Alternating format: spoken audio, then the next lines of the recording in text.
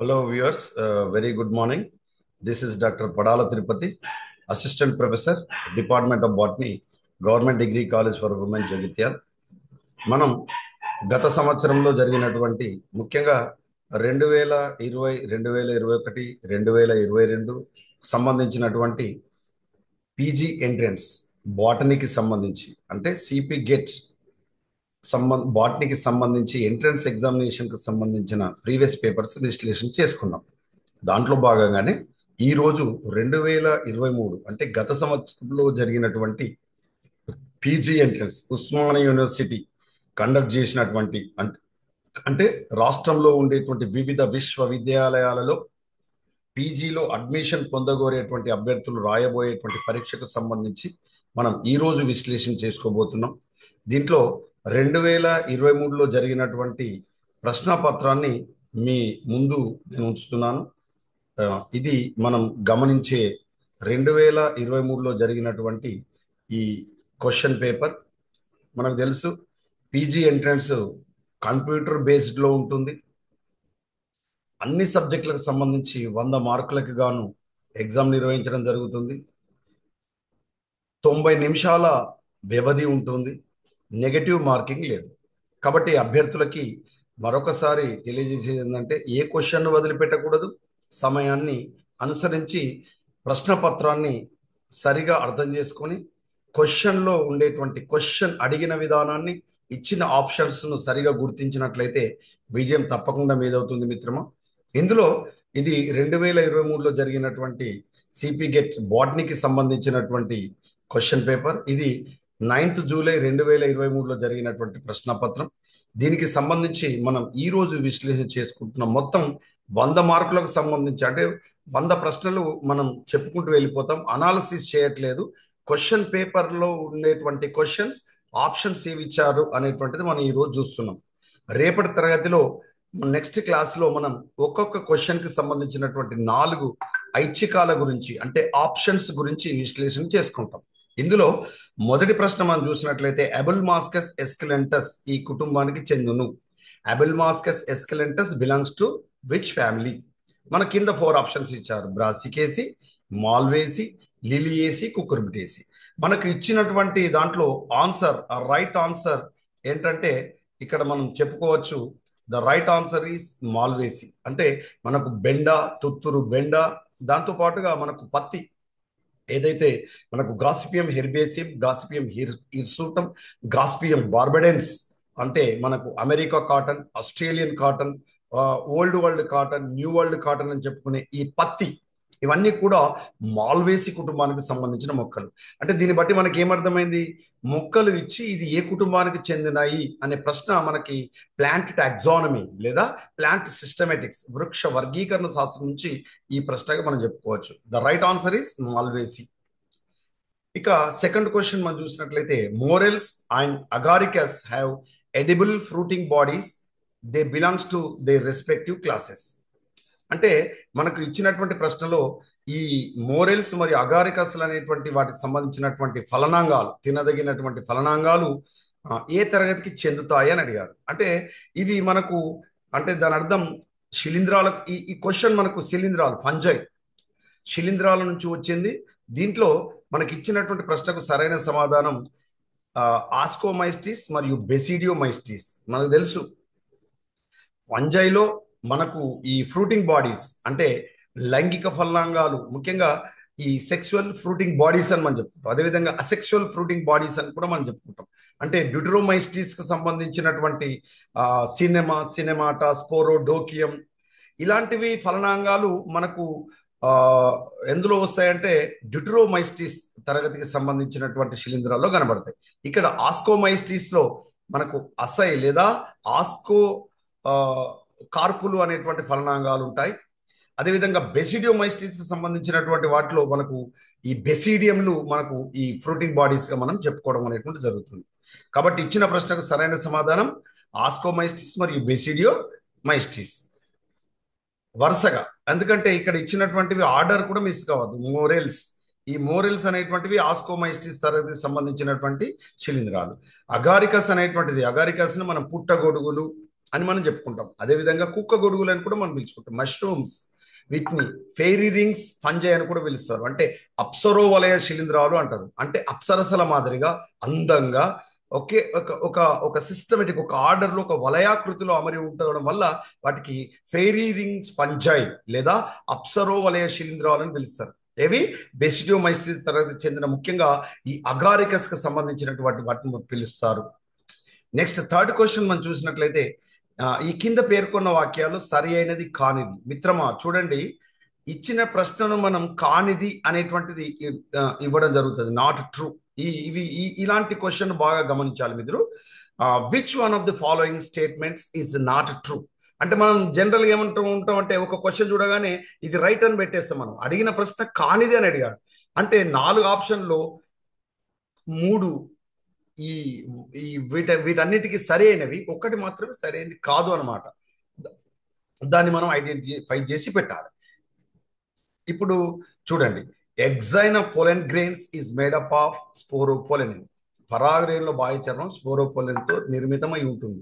ఇది మనం చూడగానే ఏమనుకుంటామంటే common aspirant CPGET aspirant immediate గా ఆన్సర్ పెడతాడు, ఇది కరెక్టే కదా. ఎస్, ఇది కరెక్టే. కానీ క్వశ్చన్ ఏమడిగాడు, కానిది అని అడిగాడు. కాబట్టి ఈ అడిగిన ప్రశ్నకి ఇది సరైన సమాధానం కాదు, కానీ యాక్చువల్లీ ఇది రైటే. వివిధ జాతుల మొక్కల పరాగరేణులు ఎలర్జీని కలిగిస్తాయి. Pollen grains of many species cause severe allergies. Yes, మనకు అస్తమ వ్యాధిని కలిగిస్తుంది, టీబీ వ్యాధిని కలిగిస్తుంది, క్షయ వ్యాధిని కలిగిస్తాయి.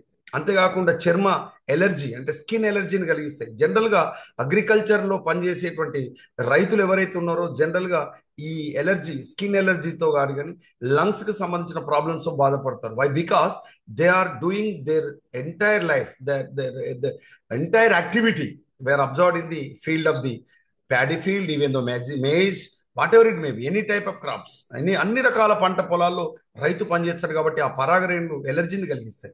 ఇది రైట్ ఆన్సరే, కానీ ఇచ్చిన ప్రశ్నకు సరైన సమాధానం కాదు.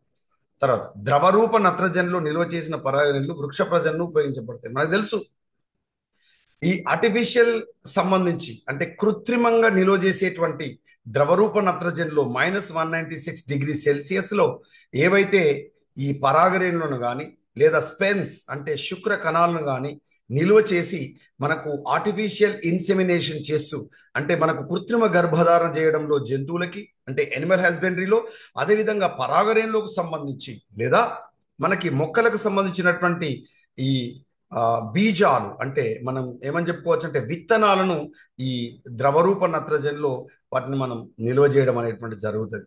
కాబట్టి పరాగరేణులు వృక్ష ప్రజననంలో ద్రవరూప నత్రజని లిక్విఫైడ్ నైట్రోజన్ -196 వీటిని నిల్వ చేస్తారు. రైట్ ఆన్సరే, కానీ అడిగిన ప్రశ్న ఏంటి, ఈ కింది వాటిలో పేర్కొన్న వాక్యాల్లో సరి అయినది కానిదన్నారు.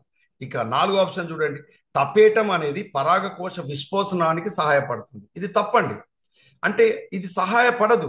యాక్చువల్గా టపేటం అనేటువంటిది, my dear friends remember, tapetum it is a layer which is useful for the anther wall, especially the developing spores. ఏదైతే ఎదుగుతున్నటువంటి సిద్ధ బీజాలకు, సూక్ష్మ సిద్ధ బీజాలకు లేదా పరాగ మాతృకణాలకి లేదా పరాగ మాతృకణాలను చేర్పడినటువంటి యంగ్ స్పోర్స్ కి ఫుడ్ అందించడంలో టపేటం లేయర్ అనేటువంటి తోడ్పడుతుంది. ఈ పరాగ విస్ఫోటనానికి ఈ టపేటం అనేటువంటిది తోడ్పడదు. కాబట్టి ఇచ్చిన ప్రశ్నకి ఇది సరైన సమాధానం. మీ కింది పేర్కొన్న వాటిలో సరి అయినది కానిది, కాబట్టి ఇది సరి అయినది కాదు. కాబట్టి ఆన్సర్ ఇదే అవుతుంది. ఇది గమనించాలి. తర్వాత the genetic material in TMV is, టిఎంవిలో జన్యు పదార్థం ఏది అంటే టొబాకో మొజాయిక్ వైరస్. మనకు తెలుసు ఇది మైక్రోబయాలజీకి సంబంధించిన ప్రశ్న, ముఖ్యంగా వైరస్కి సంబంధించిన ప్రశ్న. వైరస్ లో జన్యు పదార్థం అయితే డిఎన్ఏ ఉంటుంది లేదా ఆర్ఎన్ఏ ఉంటుంది, రెండు ఉండవు. ఇక్కడ అడిగిన ప్రశ్న ఏంటి, the genetic material in TMV is, ముఖ్యంగా టొబాకో మొజాయిక్ వైరస్ పొగాకులో అంటే మనం ఏదైతే పొగాకు అనుకుంటాం కదా, ఈ పొగాకులో ఉండేటువంటి దానికి వ్యాధిని కలిగించే లేదా ఆ వైరస్ లో ఉండే జన్యు పదార్థం మీద అడిగాడు. ఇక్కడ ఆన్సర్ ఏంటంటే సింగిల్ స్టాండర్డ్ ఆర్ఎన్ఏ లేదా ఏకపోచ RNA is right answer. Next question, ఇది మనకు ఈ ఫ్లూయిడ్ మొజాయిక్ మోడల్ అంటే సెల్ బయాలజీ లేదా సైటాలజీకి సంబంధించి ముఖ్యంగా మనకు వీటిని ప్లాంట్ ఎన్వెలప్స్ అని కూడా మనం పిలుస్తాం, లేదా మొక్కలకు సంబంధించినటువంటి మనకు ప్లాస్మా త్వచానికి సంబంధించినటువంటి ప్రశ్న ఇది.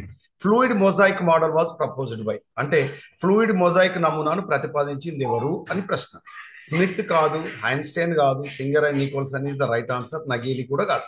అసలు నగేలి, మనకు ఐన్స్టైన్ అనేటువంటి శాస్త్రవేత్తలు అనాటమీకి సంబంధించినటువంటి శాస్త్రవేత్తలు. అర్థమవుతుందండి. కాబట్టి answer is singer and Nicholson. Next question, the term plasmid was coined by, plasmid అనే పదాన్ని ప్రవేశపెట్టిన శాస్త్రవేత్త ఎవరు? మనకు బరిలా, లెడర్బర్గా, సార్ హెచ్సి గ్రామా, ఐవానోవిస్కా. మనకు ప్లాస్మిడ్ అనే పదాన్ని ప్రవేశపెట్టింది లెడర్బర్గ్. మనకు తెలుసు లెడర్బర్గ్ అనేటువంటి శాస్త్రవేత్త మనకు ముఖ్యంగా మైక్రోబయాలజీకి సంబంధించి, అంటే సూక్ష్మ జీవశాస్త్రానికి సంబంధించి, బ్యాక్టీరియాకు సంబంధించినటువంటి వాటిలో మనకు is belongs to the microbiology, especially bacteriology. He has discovered the sexual reproduction in bacteria. That means the genetical, the whatever it may be, మనకు జన్యు పునఃసంయోజనాలు అంటే జీన్ రికాంబినేషన్స్ అనేటువంటి వాటిలో ముఖ్యంగా మనకి లెడర్బర్గ్ కి సంబంధించి మనం ఏమని చెప్పుకోవచ్చు అంటే ఈ ట్రాన్స్డక్షన్, అదేవిధంగా ఈ కాంజుగేషన్ కు సంబంధించినటువంటి వాటికి సంబంధించి ఈ కనుక్కున్నటువంటి శాస్త్రవేత్తలు లెడర్బర్గ్ ఉంటాడు. అదేవిధంగా next question, the double helix DNA model was proposed based on the X-ray diffraction studied of. మనకు తెలుసు డిఎన్ఏ ద్విసర్పిల నమూనా అనేటువంటిది, మనకు తెలుసు డిఎన్ఏ ద్విసర్పిల నమూనాను కనుక్కున్నటువంటి శాస్త్రవేత్త ఎవరంటే ప్రవేశపెట్టింది వాట్సన్ అండ్ క్రిక్. కానీ ఇచ్చిన ప్రశ్న ఏంటి? DNA double helix model was proposed based on the X ray diffraction studies of, అంటే ఎక్స్రే వివర్తన, ఎక్స్రే విక్షేపణ అధ్యయనాలపై ఆధారపడి ప్రతిపాదించారు కదా. మరి ఎక్స్రే విక్షేపణ అధ్యయనం చేసింది ఎవరు? ఇది చాలా చాలా ఇంపార్టెంట్ ప్రశ్న అండి మై డియర్ ఫ్రెండ్స్. ఎందుకంటే మనకు తెలుసు ఈ వాట్సన్ క్రిక్ 1962లో వీళ్ళకు నోబెల్ బహుమతి రావడం జరిగింది. దేనికి? డిఎన్ఏ డబుల్ హెలిక్స్ మోడల్ను, అంటే డిఎన్ఏ ద్విసర్పిల నమూనాను ప్రతిపాదించినందుకు దానికి ఆ నమూనాను వీళ్ళు ప్రవేశపెట్టినారు. కానీ అది ఎవరి ఎక్స్రే వివర్తన ప్రయోగాలపై ఆధారపడి చేసిందంటే ఫ్రాంక్లిన్ అండ్ విల్కిన్స్. ఇక్కడ ఒక మీకు విషయం చెప్పాలి. రోజాలిన్ ఫ్రాంక్లిన్ అనేటువంటి మహిళ, రోజాలిన్ ఫ్రాంక్లిన్ అనేటువంటి మహిళ ఎక్స్రే వివర్తన ప్రయోగాలు చేసింది. ఈమెను మోసం చేసినటువంటి వ్యక్తి ఎవరంటే విల్కిన్స్, చార్లెస్ విల్కిన్స్. ఈ చార్లెస్ విల్కిన్స్ దొంగతనాన్ని ఏం చేశాడంటే ఈ ఎక్స్రే వివర్తన ప్రయోగాలను ఎవరికి అందజేస్తారంటే వాట్సన్ మరియు క్రిక్ కు అందజేస్తారు. వాట్సన్ మరియు క్రిక్. ఈ వాట్సన్ మరియు క్రిక్ కు అందజేయడం వల్ల ఈ వాట్సన్ క్రిక్ ఈ విల్కిన్స్ కలిసి నోబెల్ బహుమతి అందుకుంటారు. చూడండి ఎంత మోసం అండి. విల్కిన్స్ రోజాలిన్ ఫ్రాంక్లిన్ ను మోసం చేశాడు విల్కిన్స్. యాక్చువల్గా చేసింది ప్రయోగాలు కలిసి ఎవరంటే ఫ్రాంక్లిన్, రోజాలిన్ ఫ్రాంక్లిన్. అన్సంగ్ హీరోయిన్ అని కూడా పిలుస్తారు. మేము ఫ్రాంక్లిన్ రోజాలిన్ ఏమని పిలుస్తారు? Unsung heroine. అంటే నిజంగా పనిచేసినటువంటి అందమైన లేడీ ఆమె. చాలా బ్యూటిఫుల్గా ఉంటుంది. మీరు ఫోటో చూడండి, మీరు గూగుల్లో సెర్చ్ చేస్తే ఎక్సలెంట్ కనబడుతుంది. అలాంటి ఆమెను మోసం చేసి విల్కిన్స్ ఏం చేశాడంటే ఈ వాట్సన్ క్రిక్ తో కలిసి నోబెల్ బహుమతి అందుకుంటాడు. ఈ ఎక్స్రే వివర్తన ప్రయోగాలపై ఆధారపడి డిఎన్ఏ ద్విసర్పిల నమూనాను ఇవ్వడం జరిగింది. ఈ విషయం మర్చిపోకూడదు. అంటే చూడండి క్వశ్చన్ చూడండి, మనం ఇమీడియట్ గా ఆన్సర్ ఏం పెడతామంటే వాట్సన్ అండ్ క్రిక్ పెట్టే అవకాశం ఉంటుంది. ఆప్షన్లు ఇవ్వలేడు, బట్ అయినప్పటికీ కూడా ఎక్స్రే వివర్తన ప్రయోగాలు చేసింది ఎవరంటే Franklin along with Charles Wilkins. Next question, Krebs వలయంలో ఉపయోగపడని enzyme, which of the following enzyme is not involved in Krebs cycle? మనకు తెలుసు సర్ హ్యాన్స్ క్రెబ్స్ అనేటువంటి శాస్త్రవేత్త ముఖ్యంగా రెస్పిరేషన్ అంటే శ్వాసక్రియకు సంబంధించి మనకు ట్రైకార్బాక్సిల్ యాసిడ్ సైకిల్ అని, సిట్రిక్ యాసిడ్ సైకిల్ అని మనం చెప్పుకుంటాం. దీన్ని ఆంఫిబోలిక్ పాత్వే అని చెప్పుకుంటాం. ఇందులో ఉపయోగపడిన ఎంజైమ్ జనరల్ గా క్రెబ్స్ వలయంలో 10 దశలు ఉంటాయి, 10 ఎంజైమ్లు ఉంటాయి. అంటే ఎంజైమ్లు మనకు తెలవాలి. ఇది ప్లాంట్ ఫిజియాలజీకి సంబంధించిన ప్రశ్న. ఇందులో అకోనిటేజ్, డికార్బాక్సిలేజ్, అదేవిధంగా ఫ్యూమరేజ్ అనే ఎంజైమ్లు ఇచ్చాడు, ఆల్డోలేజ్ ఇచ్చాడు. ఆల్డోలేజ్ అనే ఎంజైమ్ ఇక్కడ ఉపయోగపడదు. ఆల్డోలేజ్ అనే ఎంజైమ్ ఎక్కడ ఉపయోగపడుతుంది అంటే మనకి ఏది గ్లైకాలసిస్ లో ఉపయోగపడుతుంది. ఆల్డోలేజ్ అనే ఎంజైమ్ గుర్తుపెట్టుకోండి. ఆల్డోలేజ్ enzyme is useful in the glycolysis process, okay, not in Krebs cycle. Next question, male gametophyte of Pinus are, మనకు తెలుసు ఇది జిమ్నోస్పెర్మ్స్ కి సంబంధించిన ప్రశ్న. పైనస్ లో పురుష సంయోగ బీజంలో ఎన్ని కణాలు ఉంటాయి?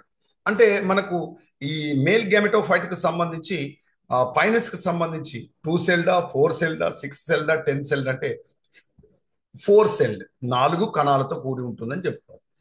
Next, one of the following components are absent in the core of bacterial spore. Bacteria బీజాంశ కేంద్ర భాగంలో ఉండని పదార్థాలు. అంటే దీని అర్థం ఏంటండి? జనరల్ గా bacteria it is a prokaryotic organism. ఇందులో బ్యాక్టీరియాకు సంబంధించినటువంటి ఏది ఈ బీజాంశం అంటే means core of the bacterial spore లో ఉండనటువంటి మనకు అంశాలు ఏంటి అని అడిగాడు. పదార్థం ఏంటిది అని అడిగాడు. Ribosomes it is a very primitive cell organelle. అత్యంత ప్రాచీనమైన కణంగా ఇస్తారు రైబోజోమ్. అది ఉంటుంది. అమైనో ఆమ్లాలు ఉంటాయి. డిఎన్ఏ ఉంటుంది. ఎందుకు? అక్కడ నేకెడ్ డిఎన్ఏ ఉంటుంది. దట్ మీన్స్ డిఎన్ఏను చుట్టి స్పష్టమైన కేంద్రకత్వం ఉండదు. కాబట్టి ఉండదు ఏంటిదండి? టిఆర్ఎన్ఏ ఉండదు. ఈ అంశాన్ని గుర్తుపెట్టుకోండి. Next, whisky and rum are produced from the molasses of the family members of. మనకు తెలుసు ఇది బీవరేజెస్, ఆల్కహాల్ బీవరేజెస్ సంబంధించి ఎకనామిక్ బాట్నికా మనకు సంబంధించి చెప్పుకోవచ్చు. దాంతోపాటు మనకు ఫ్యామిలీస్ అంటే వృక్ష వర్గీకరణ శాస్త్రానికి సంబంధించిన ప్రశ్న కూడా మనం చెప్పుకోవచ్చు. జనరల్ గా గుర్తుపెట్టుకోండి, మనకి అస్క్లీపియేడేసి, అదేవిధంగా అపియేసి, ఆస్ట్రేసి, పోయేసి ఇలాంటి కుటుంబ మొక్కలు చాలా ఇంపార్టెంట్. ఫ్యాబేసి ఇలాంటి మొక్కలు ఎక్కువ అడిగిన సందర్భాలు ఉన్నాయి. ఇంతకుముందు మొదటి ప్రశ్న మనం చూసాం మాల్వేస్కి సంబంధించి. ఓకే, సో ఇక్కడ ఇచ్చిన ప్రశ్న విస్కీ అండ్ రమ్ కుటుంబం ఏంటిదండి? ఆర్కిడేసి కాదు, పోయేసి కాదు, పోయేసి రైట్ ఆన్సర్. సోలనేసి కాదు, ఫ్యాబేసి కాదు. ద రైట్ ఆన్సర్ పోయేసి. ఇంతకుముందు గ్రామీణ అనేవాళ్ళు గడ్డి జాతికి సంబంధించిన మొక్కలు. ముఖ్యంగా ఈ విస్కీ రమ్ కు సంబంధించి మనం చెప్పుకున్నప్పుడు ఇవి మనకు ఈ మాల్ట్ కలిగినటువంటి ముఖ్యంగా ఈ ఏది బార్లీ, అదేవిధంగా ఈ మొక్కజొన్న వీటికి సంబంధించినటువంటి గోధుమలకు సంబంధించి ఈ గడ్డి జాతికి సంబంధించినటువంటి గ్రెయిన్స్ నుంచి ఇవి తయారవుతుంది. మనకు డిస్టిలేషన్ ప్రాసెస్ ద్వారా అంటే అంశిక స్వేదన ప్రక్రియ ద్వారా. ఏంటండి? అంశిక స్వేదన ప్రక్రియ, డిస్టిలేషన్ ప్రాసెస్. జనరల్ గా మనకు ఈ ఆల్కహాల్స్ అనేటువంటి 2 రకాలు తయారవుతాయి. కిణ్వన ప్రక్రియ ద్వారా అంటే ఫెర్మెంటెడ్ జ్యూస్ మనం చెప్పుకోవచ్చు.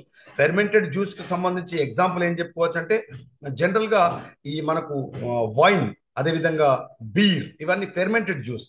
కానీ ఈ విస్కీ, రమ్, జిన్ ఇవన్నీ మనకు డిస్టిలైజ్డ్ ఆల్కహాలిక్ బివరేజెస్ అనమాట. అంశక స్వేదన ప్రక్రియ ద్వారా మనకు తయారవుతాయి. ఈ విషయాన్ని గమనించాలి. Next question, SSDNA is the genome of. Single standard DNA is the genome of. మనకు తెలుసు single standard DNA is the genome of అంటే ఏక పోచ డిఎన్ఏ ఎందులో జన్యు పదార్థంగా ఉంటుంది. ఇంతకుముందు ఒక ప్రశ్న అడిగారు చూసారండి, వైరస్ లో టిఎంవిలో జన్యు పదార్థం ఏదని ఇంతకుముందు మన ప్రశ్న చూసాము.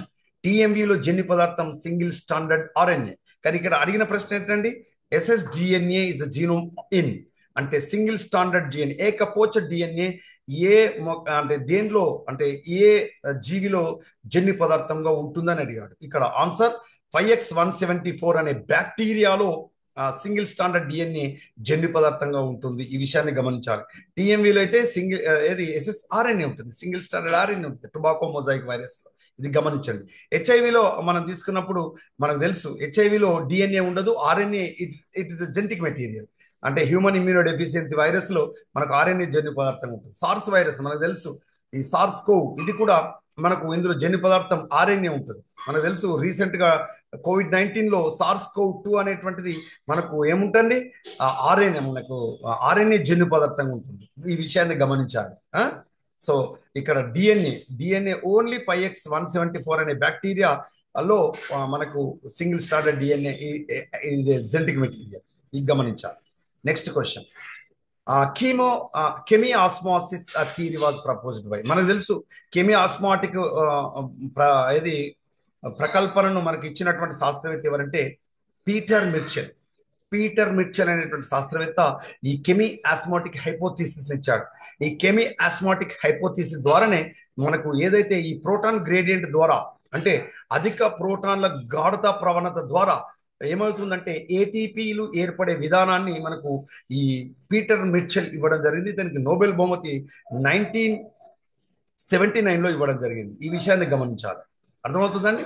1979లో ఇతనికి నోబెల్ బహుమతి ఇవ్వడం జరిగింది, కెమీ ఆస్మాటిక్ హైపోథిసిస్ ప్రపోజ్ చేసినందుకు. దీని ద్వారానే మనకు ముఖ్యంగా ఈ ఈ ఈటీఎస్ ఎలక్ట్రాన్ ట్రాన్స్పోర్టేషన్ చైన్ ద్వారా కానీ, అదేవిధంగా ముఖ్యంగా మనకు ఏదైతే ప్రోటాన్ ఈటీఎస్ ఎలక్ట్రాన్ ట్రాన్స్పోర్టేషన్ కు సంబంధించినటువంటి ఫోటోసింథసిస్ లో కానీ, లేదా ముఖ్యంగా మనకు ఈ రెస్పిరేషన్ ప్రాసెస్ లో ఏటీపీ ఏ విధంగా జనరేట్ అవుతుంది అనేటువంటిది ఈ కెమీ ఆస్మాటిక్ హైపోథిసిస్ చెప్తుంది. దీన్ని పీటర్ మిర్చెల్ అనేటువంటి శాస్త్రవేత్త ఇచ్చాడు. ఇతనికి 1979లో నోబెల్ బహుమతి రావడం జరిగింది. నెక్స్ట్ క్వశ్చన్, ద్విఫలదీకరణలో జరిగే ప్రక్రియ double fertilization involves in.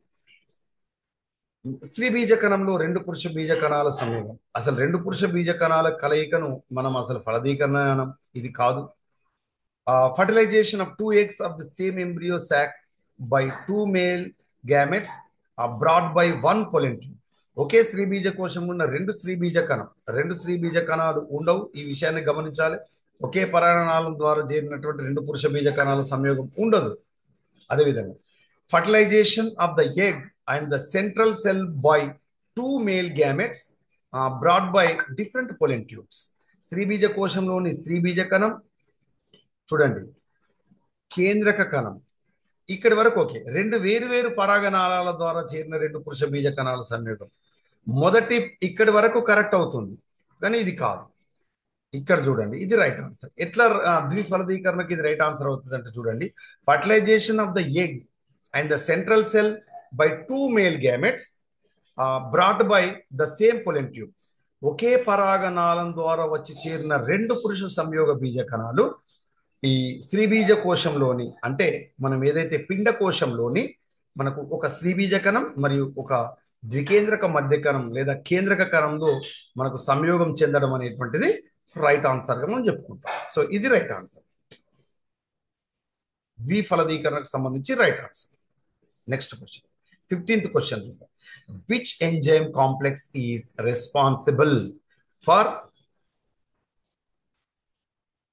the reduction of molecular nitrogen to the level of ammonia in root nodule of legume. అంటే ఇది మనకు నైట్రోజన్ మెటబాలిజం సంబంధించిన ప్రశ్న, ప్లాంట్ ఫిజియాలజీకి సంబంధించిన ప్రశ్న.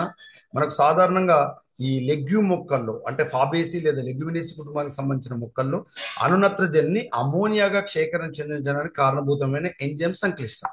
మనకు గుర్తుపెట్టుకోండి, ఒకే ఒక ఎంజైమ్ సంక్లిష్టం ఉంటుంది. ఈ nitrogenase enzyme is a enzyme complex which is responsible for the reduction of molecular nitrogen into ammonia. అంటే అనునత్రజనిని అమోనియాగా క్షేకరణ చెందించేటువంటి నైట్రోజన్ సంక్లిష్టం ఏది అనునత్రజనిని అమోనియాగా క్షేకరణ చెందించే ఎంజైమ్ సంక్లిష్టం ఏదంటే ఏమని చెప్పాలి, నైట్రోజనేజ్. గుర్తుపెట్టుకోండి. నెక్స్ట్ క్వశ్చన్, క్వాంటాజోములు ఇందులో కనిపిస్తాయి. ఇది ప్లాంట్ ఫిజియాలజీకి సంబంధించిన ప్రశ్న. క్వాంటాజోములు మనకు తెలుసు. ఈ క్వాంటాజోములు మనకు ముఖ్యంగా ఎక్కడ కనబడతాయి అంటే హరిత రేణులో కనబడతాయి క్వాంటాజోములు. ఈ ముఖ్యంగా ఈ ఫోటోసింథసిస్ లో కిరణజన్య సమయక్రియలో ఇవి తోడ్పడేటువంటి అత్యంత ముఖ్యమైనటువంటి నిర్మాణాలు హరిత రేణులు ఉంటాయి, క్వాంటాజోములు. Next question, angular leaf spot of cotton is caused by. ఇది మనకు ప్లాంట్ ప్యాథాలజీ వృక్ష వర్గీకరణ శాస్త్రం లేదా శిలీంధ్రాలకు సంబంధించిన ప్రశ్న. ముఖ్యంగా పత్తిలో, ఇది మాల్వేసి కుటుంబానికి సంబంధించినటువంటి పత్తిలో కోణీయ పత్రాంకం తెగులు లేదా కోణీయ ఆకుమచ్చ తెగులు దేని ద్వారా జరుగుతుంది? జాంతోమోనాస్ మాల్వేసియారం అనేటువంటి జాంతోమోనాస్ మాల్వేసియారం అనే బ్యాక్టీరియా ద్వారా జరుగుతుంది. ఇది బ్యాక్టీరియా, గుర్తుపెట్టుకోండి, శిలీంధ్రం కాదు. జాంతోమోనాస్ మాల్వేసియారం అనే బ్యాక్టీరియా ద్వారా జరుగుతుంది. Next question, conidiophore is 2 to 4 septa in. 2 నుంచి 4 విభాజకాలు గల కొనిడియోఫోర్లు దీనిలో గోచరిస్తాయి. జనరల్ గా ఈ కొనిడియోఫోర్లు అనేటువంటివి మనకు ఈ వృక్ష వ్యాధి శాస్త్రానికి సంబంధించి, ప్లాంట్ ప్యాథోజన్ కు సంబంధించి ఈ మనకు పిరిక్యులేరియా ఒరైజే అనేటువంటి ఏంటిదండి, పిరిక్యులేరియా ఒరైజే అనేటువంటి ఈ శిలీంధ్రంలో ఈ మనకు 2 నుంచి 4 విభాజకాలు కలిగినటువంటి కొనిడియోఫోర్లు గోచరిస్తాయి. పెరిక్యులేరియా ఒరైజా, పెరిక్యులేరియా ఒరైజా లేదా పైరిక్యులేరియా ఒరైజా అనే శిలీంధ్రంలో ఏది మనకు ఈ కొనిడియోఫోర్లో విభాజకాలు ఉంటాయి. సెప్టేట్ కొనిడియోఫోర్ అంటున్నాం. Next, in angiosperms tunica corpus organisation seen in. మనకు ఆవృత బీజాలలో ట్యూనికా కార్పస్ అనేటువంటి నిర్మాణం దీనిలో కనబడుతుంది. ఇది ప్లాంట్ అనాటమీకి సంబంధించిన ప్రశ్న. ముఖ్యంగా ఈ ట్యూనికా కార్పస్ అనే సిద్ధాంతాన్ని మనకు ప్రవేశపెట్టినటువంటి శాస్త్రవేత్త ఎవరండి? స్మిత్ అనేటువంటి శాస్త్రవేత్త. ఈ ట్యూనికా కార్పస్ కు సంబంధించి మనకు కాండాగ్రంలో ఇది షూట్ ఎపెక్స్ లోని ఇది నిర్మాణాలు వివరించేటువంటి సిద్ధాంతం ట్యూనికా కార్పస్ సిద్ధాంతం, గుర్తుపెట్టుకోండి.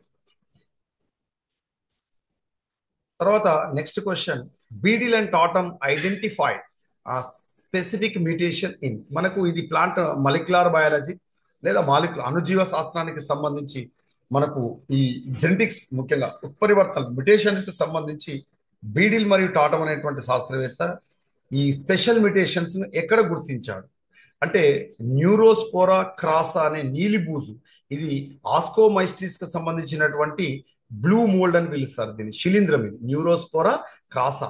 అంటే న్యూరోస్పోరా క్రాస్ అనేటువంటి నీలిబూజును జన్యు ప్రయోగాలలో వాడతారు. క్వశ్చన్ ఇట్లా కూడా అడుగుతారు మిత్రమా, గమనించండి. బీడిల్ మరియు టాటమ్ అనేటువంటి ఇద్దరు శాస్త్రవేత్తలు కలిసి మనకు ఈ ప్రత్యేక ఉత్పరివర్తనాలను ఏ మొక్కలో గమనించారు అంటే న్యూరోస్పోరా క్రాసా అనే నీలిబూజులో బ్లూ మోల్డ్లో వాళ్ళు గమనించారు special mutations.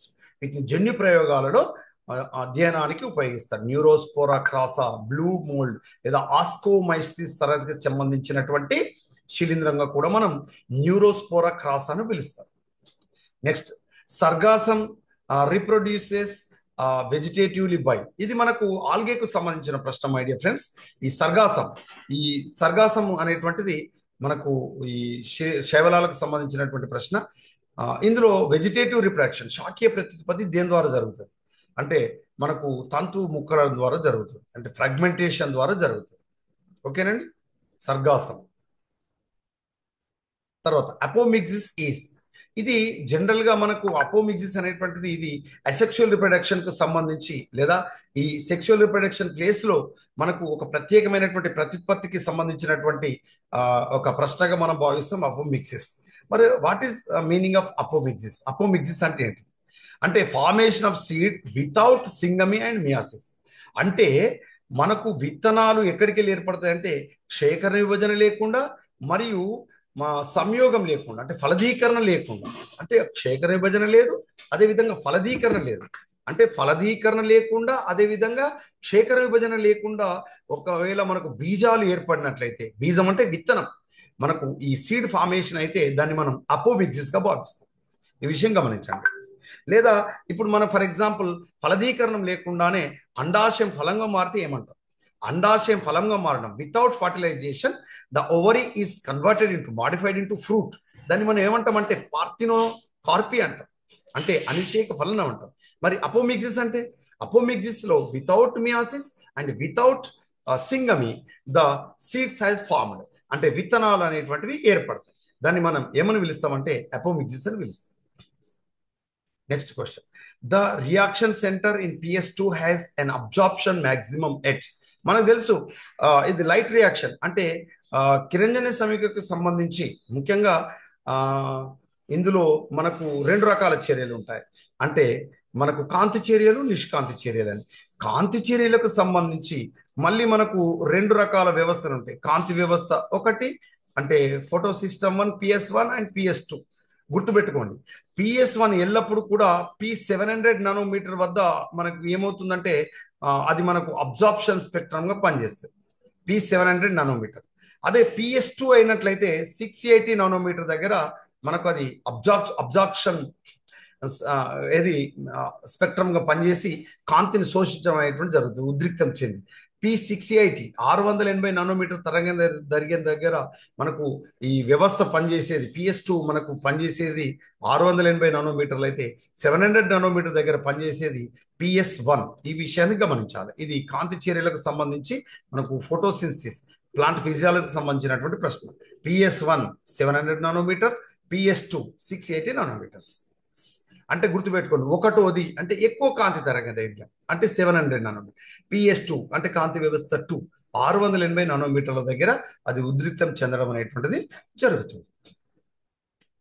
Fungus known by the name of bread mould. మనకు బ్రెడ్ బూజులు అని ఏ శిలీంధ్రానికి ఫీజు అంటే మనకు బ్రెడ్ మోల్డ్ లేదా పిన్ మోల్డ్ లేదా బ్లాక్ మోల్డ్ అని వేటిని పిలుస్తారు అంటే మనకు గుండు సూది శిలీంధ్రాలు అని, లేదా మనకు రొట్టె బూజులు అని, అదేవిధంగా నల్ల బూజు అని వేటిని పిలుస్తారంటే బ్లాక్ మోల్డ్ అని, వేటిని పిలుస్తారంటే రైజోపస్ను మనం పిలవడం అనేటువంటి జరుగుతుంది. అంటే ఇది మనకు మాస్టిగో మైకోటినకు సంబంధించి ముఖ్యంగా జైగో మైకోటినకు సంబంధించి ఈ రైజోపస్, మాస్టిగో మైకోటినా కాదండి, జైగో మైకోటినకు సంబంధించినటువంటి ఈ శిలీంధ్రం ఈ రైజోపస్ను పిలవడం అనేటువంటి జరుగుతుంది. ఒకవేళ రైజోపస్ కనుక లేకపోతే ఇక్కడ ఆన్సర్ ఏమవుతుంది అంటే గుర్తుపెట్టుకోండి, జైగోమైకోటినకు ఆన్సర్ మ్యూకార్ అవుతుంది. మనకు తెలుసు బ్లాక్ ఫంగస్ అని మనం పిలుచుకుంటాం. ఈ కరోనా టైంలో మనకు వచ్చింది మ్యూకోసిస్ అనేటువంటి ఏది ఈ మనకు బ్లాక్ ఫంగస్, అది మ్యూకారే, గుర్తుపెట్టుకోండి. ఇది ముఖ్యంగా బాడీలో ఎవరైతే డయాబెటిక్ పేషెంట్స్ ఎవరైతే ఉంటారో వాళ్ళ బాడీలో ఎక్కువ షుగర్ ఉంటుంది. ఎప్పుడు గుర్తుపెట్టుకోండి, ఈ ఈ శిలీంధ్రాలు అనేటువంటిది చక్కెరలు ఎక్కువ ఆశిస్తాయి. షుగర్ కంటెంట్ ఎక్కడైతే ఎక్కువ ఉంటుందో మనకు ఆధారభూతంగా బ్రెడ్లో కూడా షుగర్ ఉంటుంది. అందుకే షుగర్ ఉన్నటువంటి ఆధారం పైన, సబ్స్ట్రేట్ పైన ఇది ఎక్కువగా అటాక్ చేస్తే అప్పుడు మన బ్లడ్లో కానీ, మన ఊపిరితిత్తుల్లో కానీ, మన థ్రోట్లో కానీ, మన గొంతులో కానీ ఈ షుగర్కు సంబంధించినటువంటి కంటెంట్ ఎక్కువ ఉంటే ఈ శిలీంధ్రాలు ఎక్కువ అటాక్ అవుతాయి. అప్పుడప్పుడు మన థ్రోట్ కూడా సోర్గా ఉంటుంది. ఎందుకు? Because of fungus are going to infected. కాబట్టి ఈ ఫంగస్ ఇన్ఫెక్షన్ అనేటువంటిది రాకుండా ఉండాలంటే మనం డయాబెటిక్ పేషెంట్స్ కాకూడదు. అంటే దాని అర్థం ఏంటిదంటే డయాబెటిక్ పేషెంట్స్ ఎవరైతే ఉంటారో వాళ్ళకు ఈ ఫంగస్ ఎక్కువగా అటాక్ కావడానికి అవకాశం ఉంటుంది. ఎందుకు?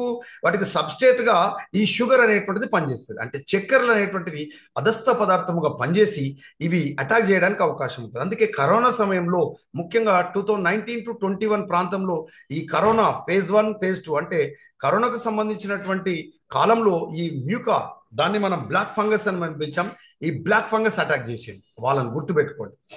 కానీ ఇచ్చిన ప్రశ్నకు సరైన సమాధానం bread mould, black mould, pin mould అని దేని పిలుస్తామంటే రైజోపస్. ఈ రైజోపస్ని ఇంకేమని కూడా పిలుస్తారంటే ప్రయోగశాల కలుపు మొక్క అని కూడా పిలుస్తారు. ఏమని పిలుస్తారండి? ప్రయోగశాల కలుపు మొక్క అని కూడా పిలుస్తారు. దేన్ని? ఈ మనకు ఈ రైజోపస్ను పిలుస్తారు, గుర్తుపెట్టుకోండి. తర్వాత next question, number of base pairs present in DNA wrapped around a core of histone proteins. మనకు తెలుసు ఏదైతే క్రోమోజోమ్ కు సంబంధించి మనకు ముఖ్యంగా histone proteins and non histone proteins అని రెండు రకాలు ఉంటాయి కేంద్రకంలో. హిస్టోన్ ప్రోటీన్స్ క్షార ప్రోటీన్లని, నాన్ హిస్టోన్ ప్రోటీన్లను మనకు క్షార ప్రోటీన్లు కానివి non histone proteins. Histone proteins అన్ని కూడా క్షార ప్రోటీన్స్.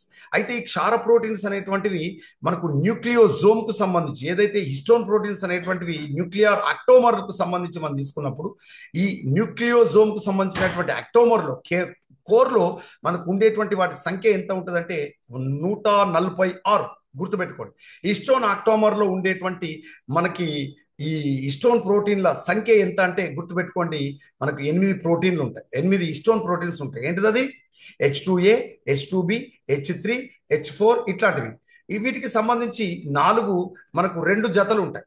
ఈ 2 జతలు అంటే ఒక జత ఉంటాయి. అంటే H2A, H2B రెండు ఉంటాయి, అదేవిధంగా H3 2 ఉంటాయి, H4 2 ఉంటాయి, మొత్తం 8 ప్రోటీన్. అదేవిధంగా ఈ H1 ప్రోటీన్ అనేటువంటిది ఎక్కడ ఉంటుందంటే లింకర్ డిఎన్ఏ పైన ఉంటుంది. ఈ విషయాన్ని గమనించాలి, ఇది మాలిక్యులర్ బయాలజీకి సంబంధించిన ప్రశ్న. H1 ప్రోటీన్ ఎక్కడ ఉంటుంది, హిస్టోన్ 1 ప్రోటీన్ ఎక్కడ ఉంటుందంటే లింకర్ డిఎన్ఏ పైన ఉంటుంది. 2 న్యూక్లియోజోములను కలిపే డిఎన్ఏ, లింకర్ డిఎన్ఏ పైన ఉండేటువంటి ప్రోటీన్ ఏంటంటే H1 ప్రోటీన్, హిస్టోన్ 1 ప్రోటీన్. గుర్తుపెట్టుకోండి, ఇది చాలా సార్లు అడిగిన ప్రశ్న మిత్రమా. అదేవిధంగా మరి కోర్లో ఉండే ప్రోటీన్ల సంఖ్య ఎంతంటే 146. గుర్తుపెట్టుకోండి.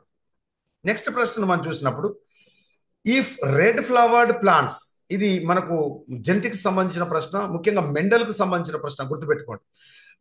If red flowers of plants are of antirrhinum species are crossed with white flowered plants RR, small rr, then expected F1 progeny incomplete dominance is RR and white flowers. తెలుగు రంగుకు సంబంధించి మనకు స్మాల్ ఆర్ఆర్, అదేవిధంగా ఈ యాంటీరైనం జాతిలో ఉండేటువంటి వాటికి సంబంధించినటువంటి F1 తరంలో ఉండేటువంటి పుష్పాలు ఏవి ఏర్పడతాయి? గుర్తుపెట్టుకోండి, ఈ క్యాపిటల్ ఆర్ అనేటువంటివి ఈ ఎరుపువి, స్మాల్ ఆర్ అనేటువంటివి తెలుపువి. అయితే ఇవి మొదటి దశలో వీటికి సంబంధించి మనం తీసుకున్నప్పుడు వచ్చేటువంటి అంటే F1 జనరేషన్లో వచ్చేవన్నీ కూడా మనకు రెడ్ కలర్ కాకుండా ఏమొస్తాయి మిత్రం అంటే పింక్ కలర్ వస్తాయి. ఏంటివి? పింక్ వస్తాయి, గులాబీలు. అంటే వేటి మధ్యలో క్రాస్ చేశాడు మెండల్? ఎరుపు తెలుపు మధ్యలో సంకరం చేస్తే మొదటి తరంలో అన్ని గులాబీలు వచ్చాయి. మీకు ఒక పాట ఉంది, గుర్తుందండి? ఎలా వచ్చేనమ్మ గులాబీల వాన. ఈ గులాబీ పూలు ఎక్కడికి వెళ్ళి వచ్చినాయి? Incomplete dominance. గుర్తుపెట్టుకోండి, ఇక్కడ ఇంకొక ప్రశ్న అడుగుతాడు.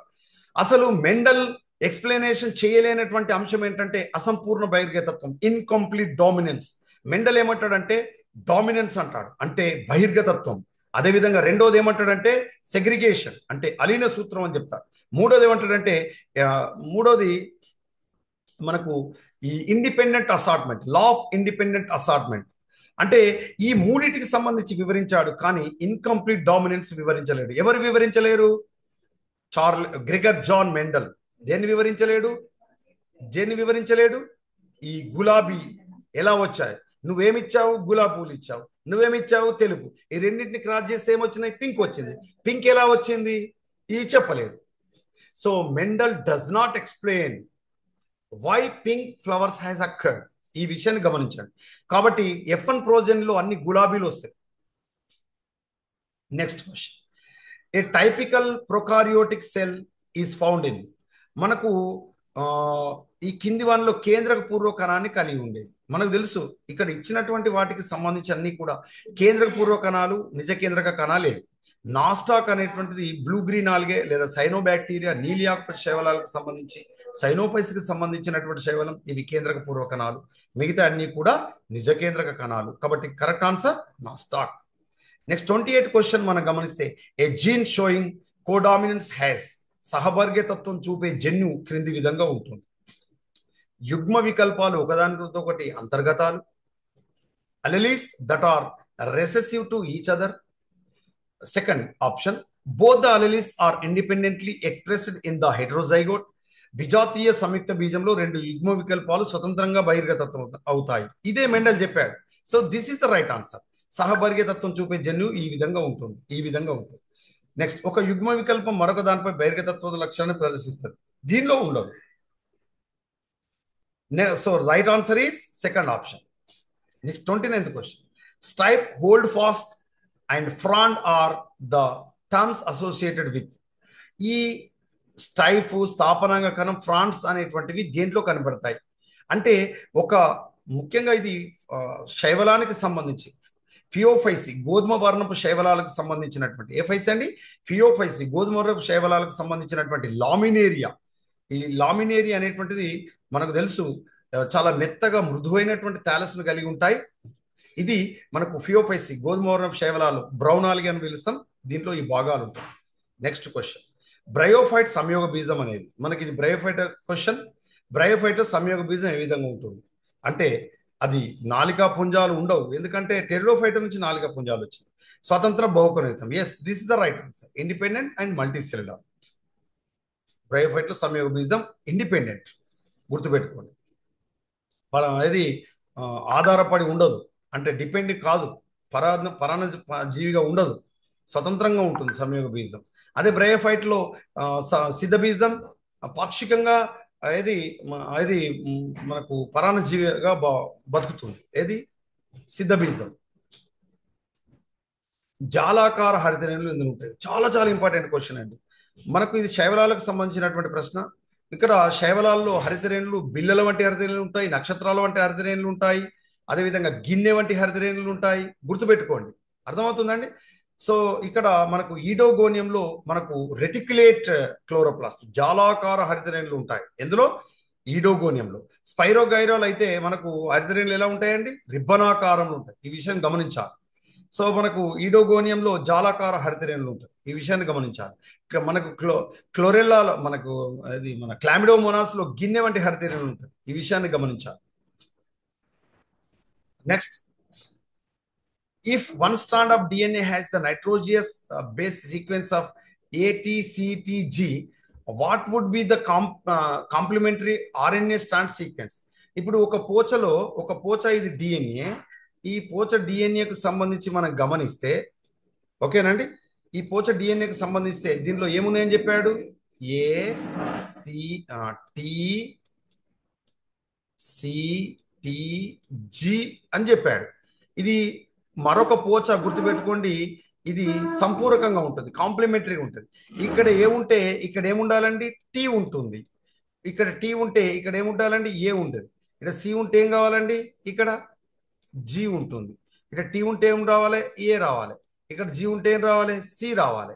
ఇది ఏంటిది? డిఎన్ఏ అయితే. కానీ ఇచ్చిన ప్రశ్న ఏంటిది? మరొక డిఎన్ఏ పోచ కాదు, ఇది మరొక ఆర్ఎన్ఏ పోచలో ఉండేటువంటి అని అడిగాడు. చూడండి, ఆర్ఎన్ఏ పోచకు సంబంధించి మనం గమనిస్తే, నేను మరొక కలర్ తోటి చూపిస్తున్నా మీకు. రైట్, ఇప్పుడు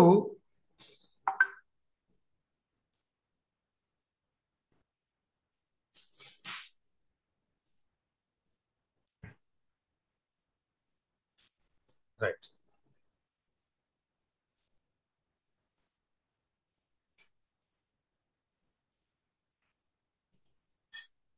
రైట్ మరొక పోచ, ఇది ఆర్ఎన్ఏ పోచ. ఇప్పుడు మీరు చెప్పండి, ఇది వదిలేద్దాం, ఇది దానితో సంబంధం లేదు ఇక.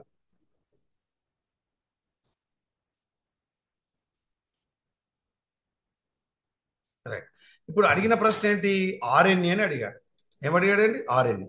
ఇప్పుడు ఏ ఉంటే ఆర్ఎన్ఏ పోచ పైన ఏముండాలి? ఇంతకుముందు మనం ఏం చెప్పుకున్నాం అంటే టీ అని రాసుకున్నాం, కానీ ఇక్కడ యు ఉంటుంది. ఇక్కడ టీ ఉంటే ఏం రాయాలి? ఏ రాయాలి. ఇక్కడ సి ఉంటే ఏం రాయాలి? జి రాయాలి. ఇక్కడ టీ ఉంటే ఏం రావాలి? ఏ రాయాలి. ఇక్కడ జి ఉంటే సి రాయాలి. సో యుఏజిఏసి. సో ఇది ఆప్షన్.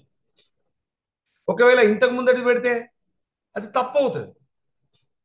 అర్థమవుతుందండి? సో ఇది ఆన్సర్. Next question.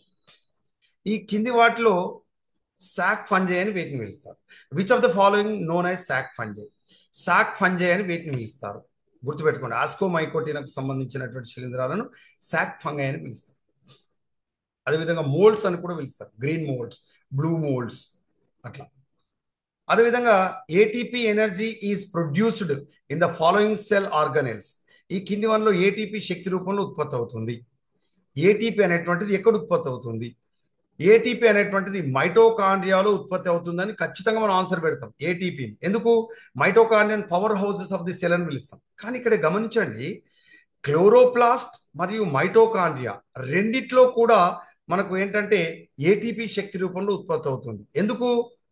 ఎందుకంటే ఫోటోసిన్సిస్ లో ఏటీపీ సంబంధించి మనకు ఏది కాంతి చర్యలో ఏటీపీ ఉత్పత్తి అవుతుంది. ఇది గమనించండి, చాలా చాలా ఇంపార్టెంట్. అదేవిధంగా రెస్పిరేషన్లో ఏటీపీ ఉత్పత్తి అవుతుంది. కాబట్టి మనం కేవలం బ్లైండ్గా మైటోకాండ్రియన్ ఆన్సర్ పెడితే తప్పు అవుతుంది. క్లోరోప్లాస్ట్ మరియు మైటోకాండ్రియా. సో ఇది చాలా చాలా ఇంపార్టెంట్ ప్రశ్న అండి ప్లాంట్ ఫిజియాలజీలో. ఓకేనండి. Next question. శిలీంధ్రాలలో కృత్రిమ సమూహంగా భావించేది ఏది? మనకు artificial group with in fungi is. మనకు తెలుసు శిలీంధ్రాలలో ఈ డ్యూట్రోమైకోటిన శిలీంధ్రాలను ఫంజై ఇన్పర్ఫెక్టే అంటారు, అసంపూర్ణ శిలీంధ్రాలు అంటారు. ఎందుకు? ఇందులో లైంగిక ప్రత్యుత్పత్తి ఉండదు, కేవలం అలైంగిక ప్రత్యుత్పత్తి మాత్రం ఉంటుంది. అందుకే వీటిని ఇన్పర్ఫెక్టై ఫంజి, సెక్షువల్ రిప్రొడక్షన్, లైంగిక ప్రత్యుత్పత్తి లేదు కాబట్టి వీటిని అసంపూర్ణ శిలీంధ్రాలుగా పిలుస్తారు. డ్యూట్రోమైస్టిస్ సంబంధించిన శిలీంధ్రాలు. వీటికి సంబంధించి మనం తీసుకున్నప్పుడు మెయిన్గా ఈ సెర్కోస్పోరా పెర్సోనేటా, సెర్కోస్పోరా అరాకిడికోలా, అంటే మనకు ఈ వేరుశెనగలో టిక్కా తెగులు లేదా ఆకుమచ్చ తెగులు కలిగించేటువంటి శిలీంధ్రాలు కానీ, లేదా చెరుకులో ముఖ్యంగా ఎర్రకుళ్ళు తెగులు కలిగించేటువంటి కొలిటోట్రైకం పల్కేటం, అంటే చెరుకులో మనకు red rot of sugar cane కలిగించే శిలీంధ్రాలను కూడా డ్యూట్రోమైస్టిస్ సంబంధించి మన బెస్ట్ ఎగ్జాంపుల్గా మనం చెప్పుకోవడం అనేటువంటి జరుగుతుంది. Next question. స్పైరోజైరాకు సంబంధించి నిజమైన వివరణ. స్పైరోగైరా మనకు తెలుసు గ్రీన్ ఆల్గే, వీటిని మనం ఆకుపచ్చ శైవలాలుగా మనం పిలుస్తాం. గ్రీన్ ఆల్గే, వీటిని మనం క్లోరోఫైస్ అని పిలుస్తాం. ఈ క్లోరోఫైస్ కి సంబంధించి నిజమైన వివరణ it is what is the correct statement of the given below the statements అని అన్నాడు. ఇప్పుడు ఈ కింది వాటిలో మనం చూద్దాం. ఏకరూప తంతువుల మధ్య నిశ్రేణి రూప సంయుగ్మం. ఏకరూప తంతువుల మధ్య నిశ్రేణి సంయుగ్మం జరగదు. ఏకరూప తంతువుల మధ్య పార్శ్వ సంయుగ్మం. సో మనకు తెలుసు లాటరల్ కాంజుగేషన్ అనేటువంటిది హోమోతాలిక్ మధ్య జరుగుతుంది. హెట్రోతాలిక్ మధ్యలో నిస్రేంజ్ ఇక్కడ హోమోతాలిక్ బదులు హెట్రోతాలిక్ అంటే మొదటిది ఆన్సర్ కరెక్ట్ అయ్యేది. కాబట్టి ఆన్సర్ ఏంటిది ఇక్కడ ఏమని చెప్పాలి? పార్శ్వ సంయుగ్మం అనేటువంటిది ఏకరూప తంతుల మధ్యలో జరుగుతుంది. So the lateral conjugation has occurred the filaments which they are belong to homothallic. ఈ విషయాన్ని గమనించాలి. Next question 37th. ఈరోజు మనం 50 వరకు మాత్రం చెప్పుకుందాం, ఇంకో 50 నెక్స్ట్ దాంట్లో చెప్పుకుందాం.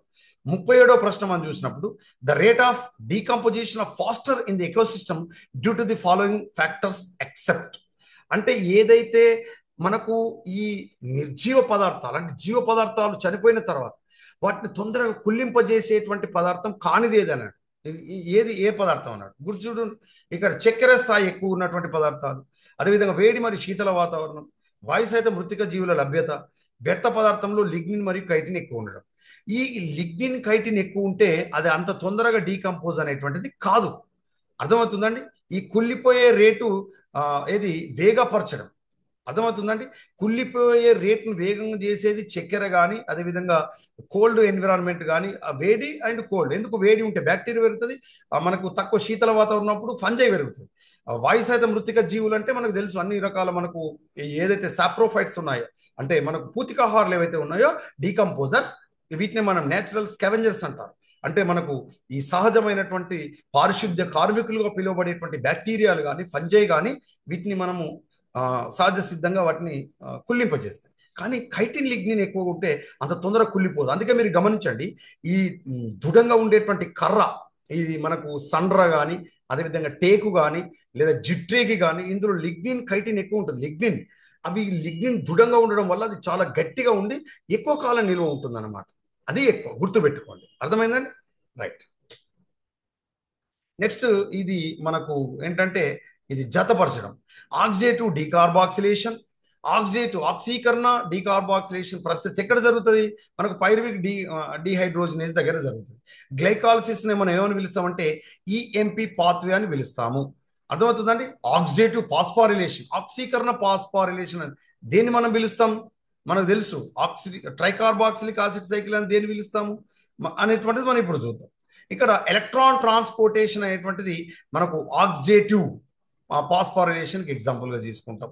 అదేవిధంగా ట్రైకార్బాక్సిలిక్ యాసిడ్ సైకిల్ను మనం ఏమని పిలుస్తాం?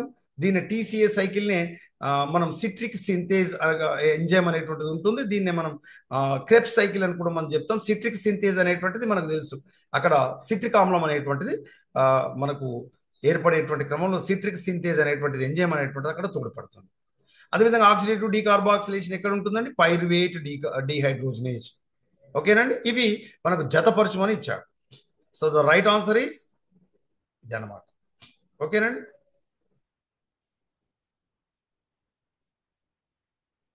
చూసారండి? ఇక్కడ తెలుగులో చూద్దాం.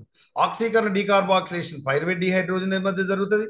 గ్లైకాలసిస్ నే మరొక పాత పేరు ఈఎంపి పాతం, దీన్నే మనం ఎంబ్డన్ మేయర్ పారనాస్ మార్గం అని పిలుస్తాం. ఆక్సీకరణ భాస్వరీకరణ అంటే ఆక్సిడేటివ్ పాస్ఫారిలేషన్ అనేటువంటిది ఈటీఎస్ ఎలక్ట్రాన్ ట్రాన్స్పోర్టేషన్ చైన్ లో మనకు జరుగుతుంది. 3-కార్బాక్సిలిక్ ఆమ్లం, ట్రైకార్బాక్సిలిక్ ఆమ్ల వలయం అనేటువంటిది సిట్రిక్ ఆమ్ల వలయం లేదా క్రెప్స్ వలయంలో మనకు ఉంటుంది. ఇది సిట్రిక్ సింథేజ్ అనేటువంటి దాంట్లో తోడ్పడుతుంది. ఓకేనండి? ఇది నెక్స్ట్ క్వశ్చన్ మనం చూసినప్పుడు 39th క్వశ్చన్. ఈ కింద పేర్కొన్న వాక్యాలు లైకెన్లకు వర్తించండి. లైకెన్లు మనకు తెలుసు, వీటిని పయనీర్ ప్లాంట్స్ అంటాము, ప్రారంభ మొక్కలను కూడా పిలుస్తాం. వీటిని మనకు ఈ ఇండికేటర్ ప్లాంట్స్ అంటారు, అంటే సూచిక మొక్కలను కూడా పిలుస్తారు. అది లైకెన్లను. ఈ లైకెన్స్ అనేటువంటివి వర్తించనిది అన్నాడు. అధిక లైకెన్ల లభ్యతను బట్టి సల్ఫర్ డయాక్సైడ్ కాలుష్యాన్ని గుర్తించవచ్చు. గుర్తుపెట్టుకోండి, అసలు సల్ఫర్ డయాక్సైడ్ కాలుష్యం కనుక ఉంటే అసలు అక్కడ లైకెన్లే పెరగవు. అంటే ఫర్ ఎగ్జాంపుల్ మనకు ఈ బృందావనం ఏదైతే ఆగ్రా యమునా నది ఒడ్డు ఆ ప్రాంతం, కాన్పూర్, ఆగ్రా ఈ ప్రాంతాలు గమనిస్తే అక్కడ నూనె శుద్ధి కర్మాగారాలు ఎక్కువ ఉంటాయి. ఆయిల్ రిఫైనరీస్ అనేటువంటి ఎక్కువ ఉంటాయి. ఈ ఆయిల్ రిఫైనరీస్ నుంచి ఎక్కువగా సల్ఫర్ డయాక్సైడ్ విడుదలవుతుంది. ఆ సల్ఫర్ డయాక్సైడ్ విడుదలయ్యే ఆ ప్రాంతాలలో లైకెన్లు ఎక్కువగా పెరగవు. అర్థమవుతుందండి? రైట్. అదేవిధంగా ఇది రైట్ ఆన్సర్ అన్నమాట. అంటే మీన్స్ దాని అర్థం ఏంటిది? క్వశ్చన్ ఏంటిది? వర్తించనిది అన్నారు, మిగతా అన్ని వర్తిస్తాయి. అర్థమవుతుందండి? రైట్. ఇక్కడ వీటిలో సాంగత్యాన్ని హెలోటిజం అంటారు. ఇది విశ్లేషణ టైంలో చెప్పుకుందాం. ఇక్కడ క్వశ్చన్కు మాత్రం ఇది right answer.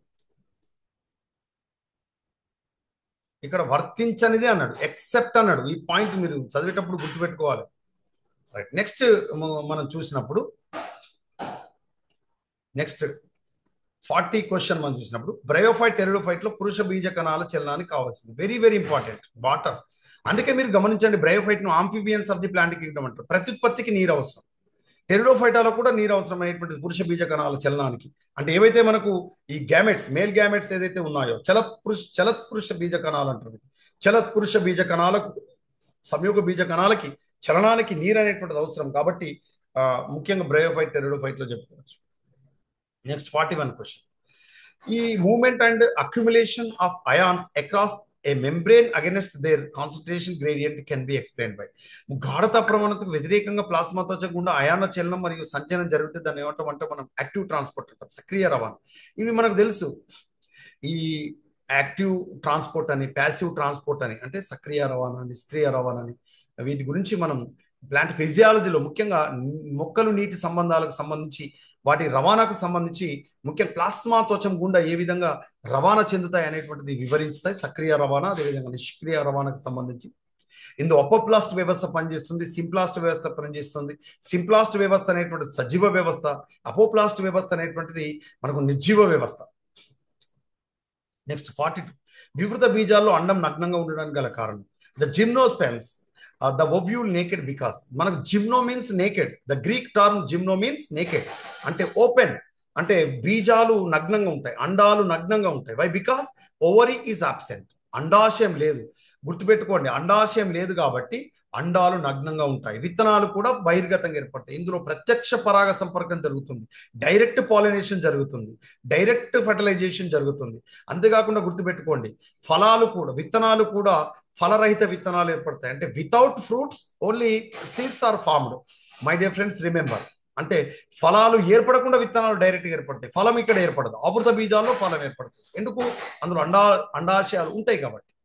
Next 43 question. Protein సంశ్లేషణలో ప్రారంభం కూడా వెరీ వెరీ ఇంపార్టెంట్. మనకు తెలుసు ప్రోటీన్ సింథసిస్ మాలిక్యులర్ బయాలజీలో అణుజీవ శాస్త్రానికి సంబంధించి, ముఖ్యంగా డిఎన్ఏకు సంబంధించినటువంటి అనులేఖన ప్రక్రియ జరిగేటువంటి సమయంలో ముఖ్యంగా ప్రారంభ కోడాన్, ఏదైతే ఇనిషియేషన్ కోడాన్ మనం చెప్పుకుంటాం, ప్రోటీన్ సింథసిస్ సంబంధించి ముఖ్యంగా ఏదైతే ఈ ప్రోటీన్ సింథసిస్ లో మనకు ట్రాన్స్క్రిప్షన్, ట్రాన్స్లేషన్ 2 స్టేజెస్ ఉంటాయి.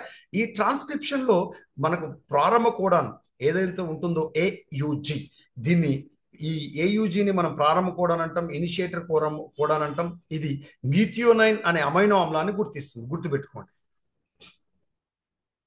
ఒకవేళ ఏయుజి లేకపోతే కరెక్ట్ ఆన్సర్ ఏమవుతుందంటే జియుజి అనేటువంటిది కరెక్ట్ ఆన్సర్ అవుతుంది. ఏయుజి కనుక ఇవ్వకపోతే జియుజిని మీరు పెట్టచ్చు. ఇక్కడ జియుజి లేదు, గుర్తుపెట్టుకోండి. ఏయుజి లేదు, ఒకవేళ లేదనుకుందాం, నెక్స్ట్ ఆన్సర్ ఏం పెట్టుకోవచ్చు? జియుజి కూడా పెట్టుకోవచ్చు. Next, which of the following genus is associated with coralloid roots. ఇవి మనకు తెలుసు, జనరల్ గా ఈ వీటిని మనం కొరలాయిడ్ వేళ్ళు అని మనం పిలుచుకుంటాం. ఈ కొరలాయిడ్ వేళ్ళు అనేటువంటిది వివృత బీజాలకు సంబంధించి ముఖ్యంగా సైకస్ లో ప్రవాలాభ వేళ్ళు అని కూడా అంటారు మనం, ప్రవాలాభ వేళ్ళు. ఈ ప్రవాలాభ వేళ్ళు అనేటువంటిది ప్రత్యేకించి సైకస్ వివృత బీజాలకు సంబంధించి సైకడేసి తరగతికి సంబంధించినటువంటి సైకడేసి కుటుంబానికి సంబంధించి ఈ సైకస్లో మనకు కొరలాయిడ్ వేలు, ప్రవాలాభ వేలు అనేటువంటిది ఉంటాయి. ఈ విషయాన్ని గమనించాలి. అదేవిధంగా నెక్స్ట్, ఈ సైకస్ కి సంబంధించి నాస్టాక్ అనేటువంటిది సైకస్ కొరలాయిడ్ వేలలో సహజీవనం కూడా చేస్తుంది, సింబయోసిస్. ఓకేనండి. Next 45th question. The principles of numerical taxonomy were developed by. సంఖ్యా వర్గీకరణ శాస్త్రంలో మూల సూత్రాలను అభివృద్ధి చేసింది. Very very important. ఇవి మనకు ఈ ప్లాంట్ టాక్సానమీలో, అంటే ప్లాంట్ సిస్టమేటిక్స్ లో వృక్ష వర్గీకరణ శాస్త్రానికి సంబంధించి numerical taxonomy, Saito taxonomy, chemo taxonomy, వీటికి సంబంధించి మీరు గుర్తుపెట్టుకోవాల్సి ఉంటుంది. మరి న్యూమరికల్ టాక్సానమీకి సంబంధించి సూత్రాలను అభివృద్ధి చేసిన శాస్త్రవేత్త ఎవరంటే స్మిత్ మరియు so-called. Very very important question. Smith మరియు సోకాల్ అనేటువంటి ఇద్దరు శాస్త్రవేత్తలు న్యూమరికల్ టాక్సానమీకి సంబంధించిన శాస్త్రవేత్తలు, గుర్తుపెట్టుకోండి. మరి Bentham and హుకర్ natural system of classification ఇచ్చారు. ఎంగ్లర్ ప్రాంటిల్ అండ్ తక్సదాన్ క్రాంక్రిస్ట్ అనేటువంటి ఇద్దరు శాస్త్రవేత్తలు ఫైలోజెనిక్ క్లాసిఫికేషన్ ఇచ్చారు. నెక్స్ట్ 46th క్వశ్చన్, 46వ ప్రశ్న. ఇందులో ముఖ్య లక్షణం ద్విదళ బీజ మొక్కల నుంచి ఏకదళ బీజాల మొక్కలను వేరుపరిచింది. గుర్తుపెట్టుకోండి, ఇందులో ఇచ్చినటువంటి ఆప్షన్లో ఆన్సర్ ఏంటిదంటే ఈనేషన్. వీనేషన్, ఈనెల వేపనం. మనకు తెలుసు ఈనెలు. What is venation? ఈనెలు అంటే ఏంటిదంటే నాలికా పుంజాల యొక్క అంత్యాలను ఈనెలు అంటారు. గుర్తుపెట్టుకోండి. The edges of the end part of the vascular bundles we can called as veins. అంటే ఈ నాలికా పుంజాల యొక్క అంత్యాలను చివరినే మనం ఈనెలుగా మనం పిలుస్తాం. గుర్తుపెట్టుకోండి. పత్రాలలో అవి విస్తరించబడి ఉంటాయి, ఎన్లార్జ్ చేయబడి ఉంటాయి. పత్రాన్ని విస్తరించడానికి తోడ్పడుతుంది ఈనెలు. Next question 47. ఎలీసా మనకు తెలుసు, ఇది ఎంజైమ్ లింక్డ్ ఇమ్యూనో సార్బెంట్ అస్సే అని. ఇది వైరస్ కు సంబంధించినటువంటి ప్రశ్న. ముఖ్యంగా ఇది ఎలీసా టెస్ట్ అనేటువంటిది ముఖ్యంగా హెచ్ఐవి వైరస్, ఒక వ్యక్తికి హెచ్ఐవి వ్యాధి సోకిందా లేదని గుర్తుపెట్టడానికి చేసేటువంటి ఒక పరీక్ష ఎలీసా పరీక్ష. ఎంజైమ్ లింక్డ్ ఇమ్యూనో సార్బెంట్ అస్సే, దీని పూర్తి పేరు ఎలీసా. ఎలీసా యొక్క పూర్తి పేరు ఏంటిది? ఎంజైమ్ లింక్డ్ ఇమ్యూనో సార్బెంట్ అస్సేగా మనం పిలుస్తాం. Next question 48 question. ఈ మొక్క అసంగత ద్వితీయ వృద్ధిలో సుమారు 15 నుంచి 20 నాలిక పుంజాలు బాహ్య వలయంలో కనిపిస్తాయి. About 15 to 20 vascular bundles are found in the outer rings of anomalous secondary growth. మనకు ఈ ఇచ్చినటువంటి వాటి ఆప్షన్లో ఈ 4 కూడా అసంగత ద్వితీయ వృద్ధి జరుగుతుంది. ఎకిరాంతస్లో జరుగుతుంది కాండం, బిగ్నోనియా కాండంలో జరుగుతుంది, డ్రసినా కాండంలో జరుగుతుంది. బట్ మనకు 15 నుంచి 20 నాలిక పుంజాలు బాహ్య వలయంలో కనిపించేటువంటివి అంటే ఔటర్ రింగ్స్ లో కనబడేటువంటి 15 to 20 వాస్కులర్ బండిల్స్ ఎందులో ఉంటాయంటే బోయర్ హావియాలో ఉంటాయి. ఏంటి అండి? Boerhavia. Next 49 question. Elaichi, haldi, తర్వాత Hedychium belongs to the which family? మనకు ఇలాచి మనకు తెలుసు ఏమని పిలుస్తారండి? Queen of spices. అంటే సుగంధ ద్రవ్యాల రాణి అని వీటిని పిలుస్తారంటే యాలకులు, ఇలాచి అంటాం కదండి. ఎలక్టేరియా కార్డమం దాని శాస్త్రనామం. ఇవి ఏ కుటుంబానికి సంబంధించిన మొక్కలు అంటే జింజిబరేసి కుటుంబం. ఏ కుటుంబం అండి? జింజిబరేసి. చూసారండి, ఇప్పటికీ 3 ప్రశ్నలు వచ్చాయి. ఇది 4వ ప్రశ్న. మొక్కలు ఏ కుటుంబానికి సంబంధించి అని. కాబట్టి ప్లాంట్ టాక్సానమీ బాగా చదవాలండి మీరు. నెక్స్ట్ ఈ రోజు తరగతికి ఇది లాస్ట్ క్వశ్చన్. నెక్స్ట్ 50 నెక్స్ట్ క్లాస్లో చెప్పుకుందాం. So the plants growing on saline soils are called as. గుర్తుపెట్టుకోండి, లవణ సహిత నేలలో పెరిగే మొక్కలు ఈ విధంగా పిలుస్తారు. జీరోఫైట్స్ ఎడారి మొక్కలు, ఎడారిలో పెరిగే మొక్కలు జీరోఫైట్స్ అంటారు. హాలోఫైట్స్ అంటే లవణాలు ఎక్కువ ఉండేటువంటి వాటిలో పెరుగుతాయి, క్షార మొక్కలు పెరుగుతాయి, హాలోఫైట్స్ అంటారు.